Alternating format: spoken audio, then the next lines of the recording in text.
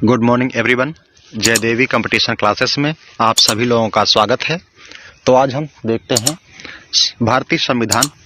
तो भारतीय संविधान के बारे में हम आज देखेंगे और इसमें जो भी महत्वपूर्ण क्वेश्चन होंगे हम आपके समक्ष डिस्कस करेंगे और उनके बारे में इम्पोर्टेंट फैक्ट्स भी बताएंगे। तो आप लोग यूपीएसआई, यूपी पुलिस और एसएससी जीडी और रेलवे ग्रुप डी की परीक्षा के लिए आप तैयारी कर रहे हैं तो ये वीडियो आप लोगों के लिए अति महत्वपूर्ण साबित होगा। तो आप लोग इसे देखना ना भूलें और अपने दोस्तों के पास भी इसे शेयर करें ज़्यादा से ज़्यादा। तो देख लेते हैं आज के हमारे कौन से क्वेश्चन महत्वपूर्ण बने हुए हैं। तो आज चलते हैं अपने हम पहले क्वेश्चन की तरफ। तो इसमें हमने 20 महत्वपूर्ण प्रश्नों के साथ इसे हम आपको समर्पित कर रहे हैं आप लोगों के लिए। तो आप लोग इसे ज़्यादा से ज़्यादा शेयर और लाइक करें। तो चलते हैं पहले क्वेश्चन की तरफ। क्वेश्चन देख लेते हैं। पहला क्वेश्चन हमारा है, भारत के संविधान को कब अंगीकृत किया गया?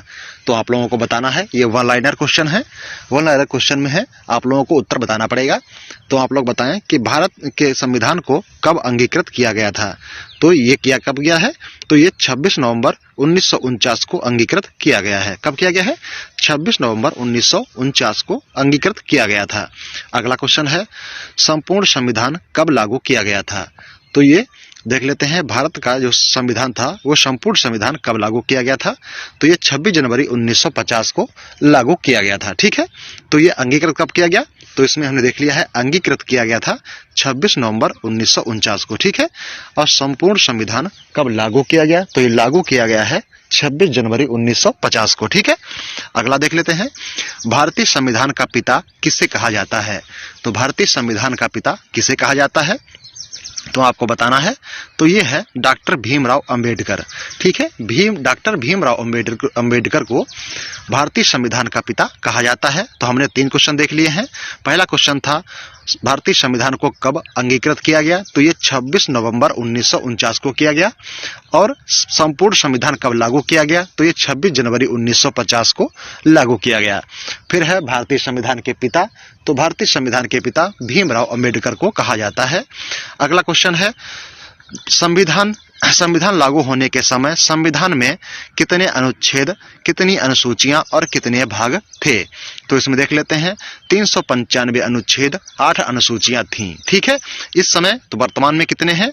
वर्तमान में 395 अनुच्छेद, 22 भाग और 12 अनुसूचियां सम्मिलित हैं किसमें? संविधान में। ओके। अगला क्वेश्चन है, पहली बार संविधान सभा की अवधारणा किस पार्टी ने प्रस्तावित की थी? तो हाल ही में पहली बार संविधान सभा की अवधारणा किस पार्टी ने प्रस्तावित की थी? तो ये की थी स्वराज पार्टी। कब की थी? तो ये 1935 में इसके द्वारा की गई थी। तो पहली बार संविधान सभा की अवधारणा किस पार्टी ने प्रस्तावित की थी? तो ये की थी स्वराज पार्टी 1935 में। अगला क्वेश्चन देख लेते हैं। अगला क्वेश्चन हो जाएगा, संविधान सभा की प्रथम बैठक कब हुई थी? तो संविधान सभा की प्रथम बैठक कब संपन्न हुई थी? तो ये हुई थी 9 दिसंबर 1964 को, 9 दिसंबर 1946 ईस्वी में। ठीक है। 9 दिसंबर 1946 में संविधान सभा की प्रथम बैठक हुई थी। अगला है, प्रथम बैठक के समय संविधान सभा का अस्थायी अध्यक्ष किसे चुना गया था? तो प्रथम बैठक के समय संविधान सभा का अस्थायी अध्यक्ष किसे चुना गया था? तो ये चुना गया था डॉक्टर सच्चिदानंद सिन्हा जी को। ये सबसे बुजुर्ग व्यक्ति थे, इसीलिए इन्हें संविधान सभा का अस्थायी अध्यक्ष चुना गया था। अगला क्वेश्चन देख लेते हैं। अगला क्वेश्चन है, प्रथम स्थायी अध्यक्ष किसे चुना गया? तो प्रथम स्थायी अध्यक्ष किसे चुना गया? तो ये चुना गया था डॉक्टर राजेंद्र प्रसाद जी को। ठीक है। डॉक्टर राजेंद्र प्रसाद जी को प्रथम स्थायी अध्यक्ष के रूप में चुना गया था। तो हमने देख लिया, संविधान सभा की प्रथम बैठक 9 दिसंबर 1946 को हुई और अस्थायी अध्यक्ष के रूप में प्रथम बार डॉक्टर सच्चिदानंद सिन्हा जी को चुना गया था और स्थायी अध्यक्ष के रूप में डॉक्टर राजेंद्र प्रसाद को चुना गया। अगला है, संविधान सभा का गठन किस योजना के प्रस्तावों के अनुसार किया गया था?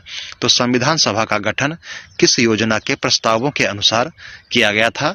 तो ये किया गया था कैबिनेट मिशन योजना के अंतर्गत। ठीक है। कैबिनेट मिशन योजना के अंतर्गत संविधान सभा का गठन प्रस्तावित किया गया था। अगला क्वेश्चन है, संविधान सभा द्वारा संविधान निर्माण में कितना समय लगा था? तो संविधान सभा द्वारा संविधान निर्माण में कितना समय लगा था? तो ये 2 वर्ष 11 माह 18 दिन का समय लगा हुआ था। ओके, अगला क्वेश्चन देख लेते हैं। अगला क्वेश्चन हमारा है, पंडित जवाहरलाल नेहरू के द्वारा उद्देश्य प्रस्तुत कर संविधान निर्माण का कार्य कब प्रारंभ किया गया था? पंडित जवाहरलाल नेहरू के द्वारा उद्देश्य प्रस्तुत कर संविधान निर्माण का कार्य कब प्रारंभ किया गया था? तो ये किया गया था 13 दिसंबर 1946 को। 13 दिसंबर 1946 को ये उद्देश्य प्रस्तुत कर संविधान का निर्माण प्रारंभ किया गया था। अगला क्वेश्चन है, संविधान सभा की अंतिम बैठक कब हुई थी? तो संविधान सभा की अंतिम बैठक ये 24 नवंबर 1949 को हुई थी।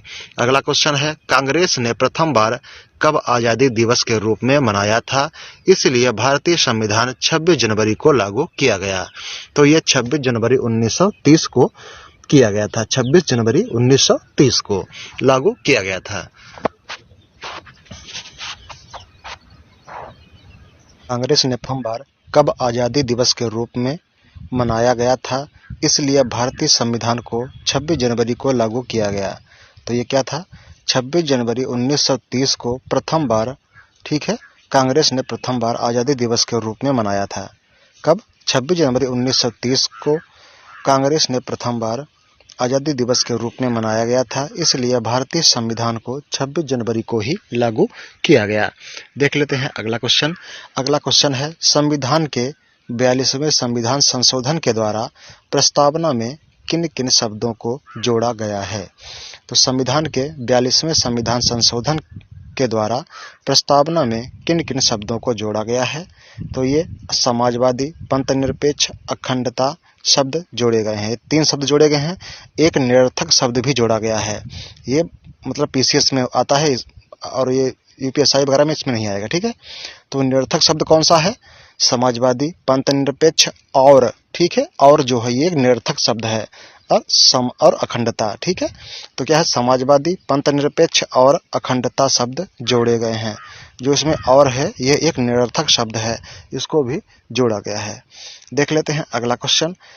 प्रारूप समिति में कुल सदस्यों की संख्या कितनी थी, जिसके अध्यक्ष डॉक्टर भीमराव अंबेडकर थे? तो प्रारूप समिति के अध्यक्ष कौन हो गए? तो हमने देख लिया, भीमराव अंबेडकर हो गए। और प्रारूप समिति में कुल सदस्यों की संख्या कितनी थी वो हम बताते हैं। तो उसमें सदस्य थे 7। प्रारूप समिति में 7 सदस्य थे।